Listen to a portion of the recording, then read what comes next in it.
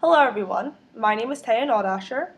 Today I will be presenting about the just talking stage in our society. I'm a junior at Bloomsburg University. My major is communication studies with a focus on interpersonal, and my minor is political science. This PowerPoint overview is intended for all ages, and I hope to educate you on this relationship trend that my generation is currently taking part in. Hope you all enjoy. First off, let's talk about the just talking stage overall. This stage, from research, is known to be one of the biggest gray areas in today's dating world. It's a new form of dating that has become a household name for all teenagers in America. This dating change started about 6 to 8 years ago and only grows daily. From Urban Dictionary, a dictionary that I use and I know multiple of my friends use, the author defines the talking stage as when two people basically flirt, start feeling each other, and they are slowly getting into a relationship. Many younger generation people tend to get stuck in this talking stage, which I totally agree. Mostly because in society, everyone has a different plan or view of what a couple can and cannot do. We tend, as people, to let society choose what is good for us or what is enough for us, and we never actually let our own opinion answer questions or do anything.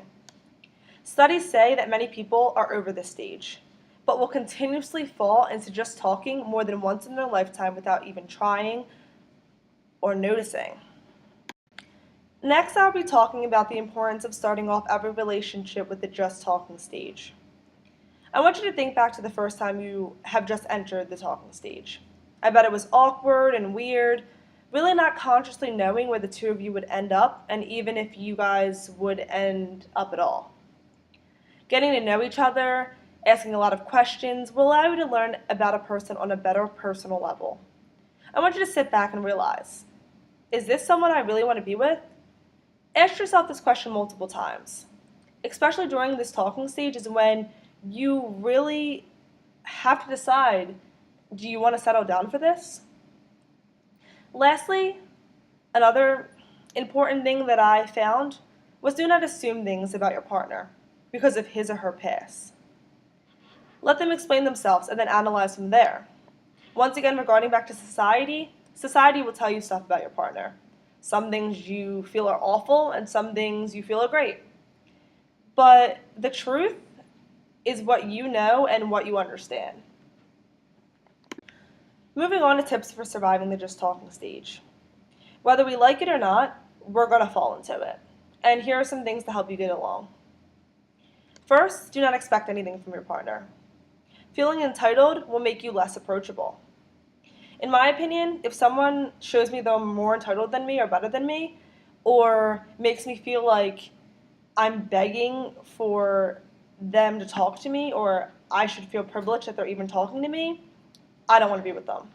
Another example is always asking your partner or your potential partner, why did you not tell me where you were going or what you were doing? Or I think you should do this and that. These questions become annoying, and people don't want that. Next thing is always remember, you're not committed, so don't act like you are. If they're not acting like it, you don't act like it. If they're acting like it, you act like it. Balance. Hanging out with the opposite sex is allowed without getting in trouble. Another personal experience that I had with this is that I feel it's respectful to tell the person you're talking to, oh, this is so-and-so. They're like a brother to me. They're my best friend from my childhood. Either way, explaining yourself is good. But don't explain it so much that you get in trouble for talking to them, texting them. They were here before them, and if they care that much, they'll accept it. You do not need to know where your partner is or your potential partner 24/7. Let them have freedom.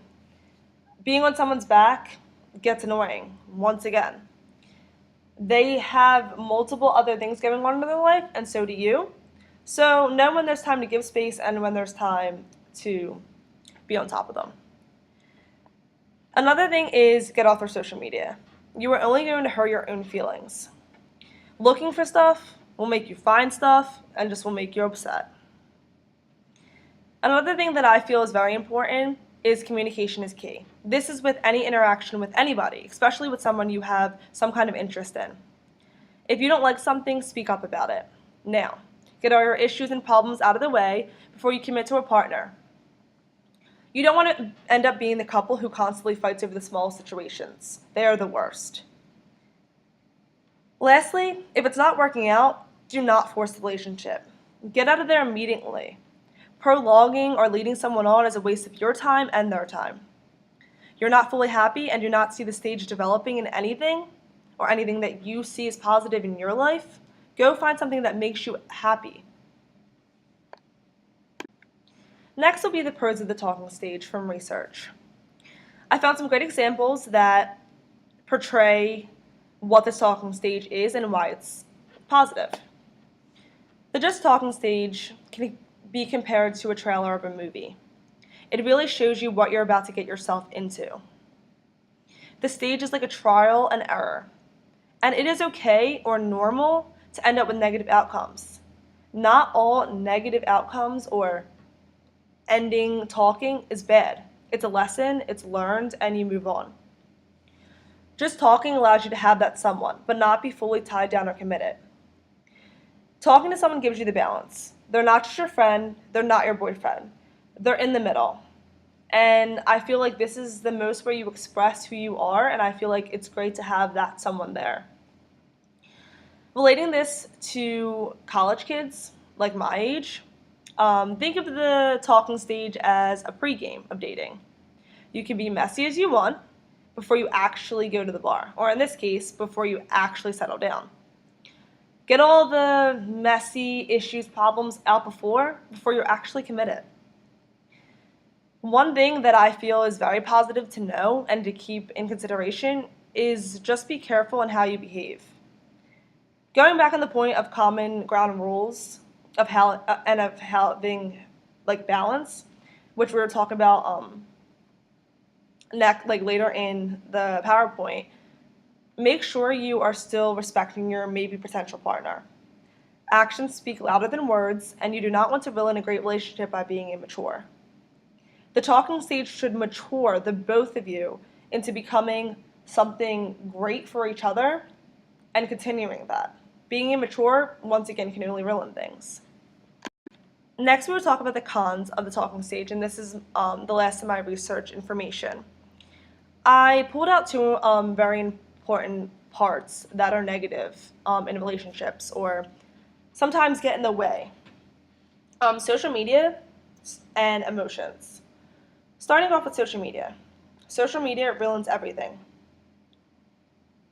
whether we like it or not. Your business will get out, and people will assume and do everything in their power to disrupt just about anyone or anything. My tip is try the best to avoid putting all your information on Snapchat, Twitter, Instagram right away, because next week you could not even be talking to this person. An example for that would be, say you go out with somebody at school. You put them all over your Snapchat, Twitter, Instagram, everyone at home sees them. People are just lurking and finding information to attack you with. You go home for break, everyone's like, oh, who's this? What's this? Why isn't he visiting? Blah, blah, blah. And you're just like, oh, he or she isn't in my life anymore. You just don't want to deal with that. Keep your stuff private. Be in control of what the society knows about your relationship overall. Moving to my next point is emotions. Emotions tend to flare from one partner more than the other. This happens in any situation, friendships, relationships, anything. Being the one who starts really catching feelings first usually gets hurt in most situations. Unless you are both on the same page, which that is great, one partner usually considers the couple as more as dating, while on the other side, the other partner just thinks it's time to explore what the world has to offer. So you're just like another player in the game. If we are often hearing our potential partner saying, we do not date, we do not date, we do not date, keep tabs on it. Because if they're saying this now, do they ever want to date? Just be aware and keep yourself safe before anybody else. Next, I have just 4 pictures that I found on the internet that I think relate a lot to the topic. The first one to the left says, I hate the talking stage because, like, are you doing this with me or do you talk to everyone like this? This is something that study shows that a lot of women assume that there's a lot of outside competition. Personally, my friend, I know that she used to talk to this boy and she thought it was great, but then to find out that there was 3 other girls that he was saying the same stuff to. So you just got to be aware of the sneaky stuff. Underneath that is more of a funny meme from Twitter. It says, we were just talking, and if you know what I mean. This is more sexual. I know personally that my mom, when I ask her about the just talking stage, she relates it to friends with benefits, and she says that it's just another word to make friends with benefits sound less awful. Which, if you really think about it, in some aspects of people who just talk, that is what it is. In the middle is a picture of the 2 guys. In the first box, it said, are you dating? And in the last box, it said, I told you we were just talking. Going back to the cons, if someone keeps implying and often saying, oh, we're just talking, we don't date, over and over again, do they ever really want to date you, or is it just fun for them? And the last one can go both ways. I miss the talking stage, the flirting, the texting, the losing sleep. I miss having someone. This could be compared to someone who just got out of the talking stage, misses the texting every day, misses the flirting, missing the losing sleep, just missing that person overall. It also can be compared to people who are actually dating now. People say that the just talking stage is like the honeymoon stage, so I feel that it's known that people who are in relationships realize that they have that person there, so they don't flirt as much, they don't text as much, they're not losing sleep over the person because they know they're there and they're not going anywhere. So I just thought these 4 pictures would give you a more understanding of how the talking stage is. Next, I will be describing the other half of my PowerPoint, and I will be discussing a survey that I've created for relationships on the just talking stage. I use the app SurveyMonkey, which I find is a very easy app to use to get information from people. I surveyed about 10 people, 2 were males and 8 were females. I wanted to mix up the genders to get both sides. And they were between the ages of 18 and 40, and I asked each of them 8 questions. My first question was, how do you define the just talking stage? Starting off, they said dating with no label, so they are free. 2 people talking via Snap, text daily, hanging out a couple times a week. No commitment but clear interest. Getting to know one another. A lot of texting, getting to know one another, texting, no commitment. Not dating but more than friends. Getting to know someone, taking steps in a relationship. Not dating or doing anything sexual, just talking and hanging out. I labeled and highlighted the male genders and the ages. I did have 3 older generation people, and I noticed that their definition of the just talking stage was more of getting to know one another, steps to a relationship. They really didn't include hanging out, texting, Snapchatting, sexual stuff, all that stuff, dating with no label, freedom, like the younger people did. I also highlighted what the male said. They also said dating with no label, so they are free and getting to know someone. Once again, the freedom thing sticks out because in studies it shows that males are usually the partner that wants the freedom, not fully committed. And getting to know someone, once again, just getting to know them, and you can get to know a friend, anything. My next question is, do you like being in the talking stage with a potential partner? 6 out of 10 respondents said they do like being in the talking stage. Both males said yes, and the other 4 are not fans of this stage in the relationship. And only 1 out of 3 of the older generation respondents said no to this liking stage, which I found was very interesting. My next question was, how long should the talking stage be or last? 7 respondents agreed between 1 to 3 months, which personally I agree that is a great time period for talking and getting to know each other. 2 females between the ages of 18 and 24, They verbally gave me the responses because I gave a choice of putting a number or speaking your mind. The first one said a couple weeks and or whenever he or she is ready for a relationship commitment. And another person said, I personally believe the stage should last depending on both partners, which I find both statements very true and very honest. Once again, the talking stage should have rules that the couple thinks is correct. So what they think is right should go, not what others think. My next question would be, at what age do you think or did you settle down and find love? I worded this question in a way that asking, do you think or did you? Because we do have older generation people who did take the survey, so some of them might have already found love. Coming off that, the older generation surveys said they found love in their 20s. One respondent said never, which I think that she maybe has had negative outcomes of the just talking stage or finding love. The younger generation surveys say they think they will find love between the ages of 18 and 25. From a study, I found this really interesting fact that 55% of people fall in love for the first time between the ages of 15 and 18. And this study identifies that about 45% of people enter college without falling in love. And I find that just mind-blowing.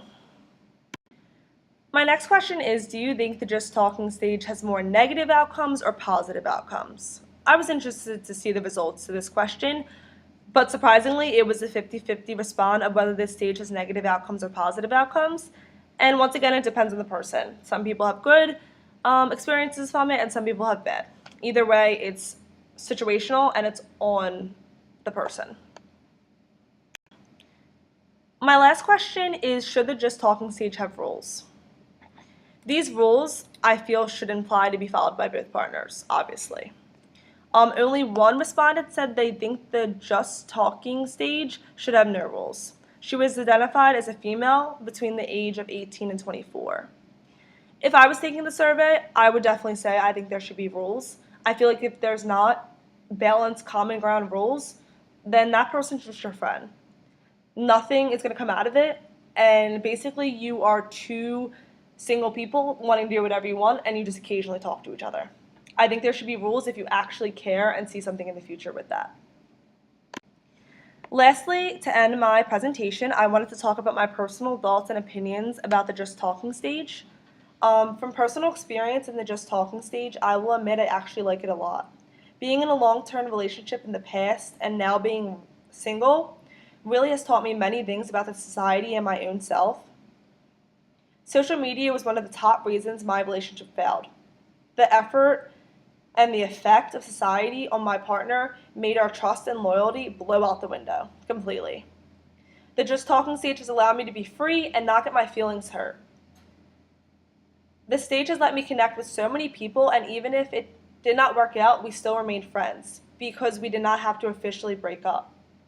I personally feel like the official breakup is such a negative thing. And if you're just talking and it's not working out, you can kind of fade out of just talking or understand that, hey, we tried, it didn't work out. And it's more of a positive ending in a friendship kind of thing. Lastly, my audience was aimed at not only my generation, but as you can see, an older generation that included my parents. This stage was never common back then, but lately is on the rise of all relationships. I do not believe this stage is for everyone, but the experience is strictly depending on the couple who take it on together. Overall, just talking is a great way to get to know people. Whether it ends good or bad, maybe it's just a good thing to try. That is the end of my presentation. If you have any questions or comments, contact me at my email at tnn66747@huskies.bloomu.edu. Thank you again, and have a fun summer.